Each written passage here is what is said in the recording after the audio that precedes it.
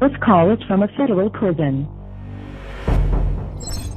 I got 20 years for money laundering. I got 10 years for obstruction of justice. I got 5 years for the machine gun. I got 10 years for a firearm they found in Los Angeles. They sentenced me to 7 life sentences for drugs. And could you imagine me and El Chapo have the same drug charge?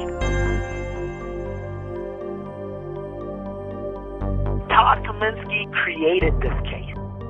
He created an atmosphere for these guys to want to set me up. These guys believed that if I got arrested, that their problem would be over. They force-fed these people evidence that wasn't validated by anything. Their freedom all hinged on how they performed on that stand against me. These guys are all home with their family and enjoying the fruits of their drug proceeds. I have nothing except these guys' testimony. I was always gonna be the fall guy.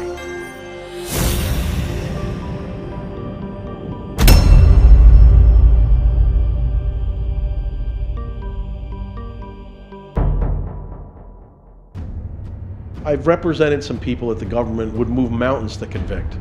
The stuff that happened in Jimmy Rosemond's case was by far the worst. Todd Kaminsky, his agenda from the very beginning was to infiltrate hip-hop as a whole. Find a scapegoat, put them on the stake.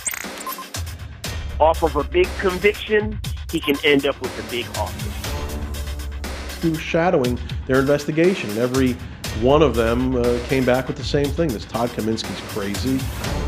He's fast and loose with the facts. All he wants is Jimmy, and Jimmy this, Jimmy that. He really see me as a perfect witness against Jimmy, because I was charged with a kingpin charge, a lot of kilos, and he tried to infiltrate him, and I was dealing with him, but it was nothing of that sort. Everything that I was doing was with the music industry, with Jimmy. You have young, highly ambitious prosecutors who simply want a conviction. And he said, I can help you go home with the time that I had left. 18 years. Todd Kaminsky didn't even try this particular case in court. He did the legwork. That conviction landed on his record. He got the gold star and moved on to become an assemblyman somewhere. With Jimmy's case, I had personal knowledge of what the witnesses were saying. Witnesses in that case not only lied, but the government knew that they lied. All of the money and the drugs that they had in the courtroom, none of that belonged to me. But because of the testimony, they put it on me. Clearly you couldn't reach a conclusion as to Jim's guilt or innocence based on anything other than the cooperator testimony. Talk about an unholy triumvirate of disgusting, slimy, scumbag witnesses.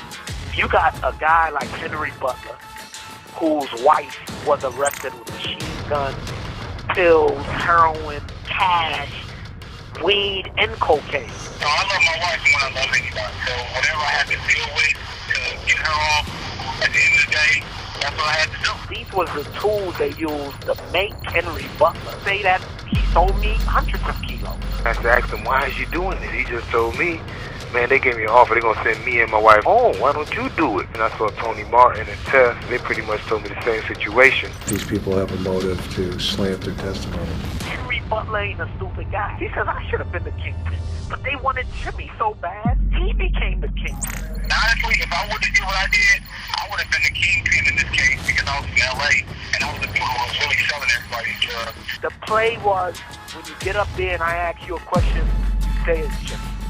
Teff was working for the government. It couldn't be more obvious that he was trying to get me to say something on tape that would get me disqualified. You're sending people in to get a lawyer indicted? Jeffrey Lichtman would have beat the shit out of this guy if they would have allowed me to have him as my attorney. I've been down this road before with high-profile clients. I know how to win these cases. Lichtman knew the case. He knew what the government was trying to do. He knew the players that were testifying against me. I never thought for a second that we would lose that trial. It was strategic on the prosecutor's part to knock Lichtman off of the case. They completely lied about the meeting with Henry Butler.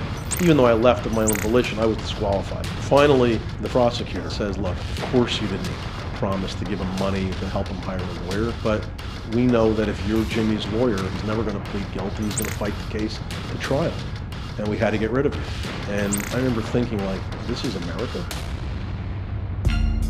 I never stated that I didn't do anything. Like, I'm totally innocent. I just wasn't guilty for what they charged me for. Just because you commit one act, alleged indictment, doesn't mean you're guilty of everything.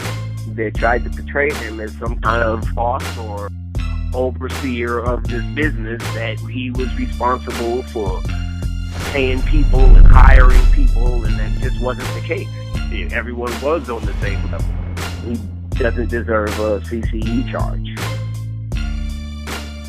You can convict Jimmy Rosemond honestly and fairly and legally, or you can cut corners, you can lie, you can rely upon people that are committing perjury. That's what they did. To them, the ends justified the means, and whatever they had to do to get Jimmy Rosemond, they were going to do. What mattered to them was getting this guy, getting him his life conviction, and they did.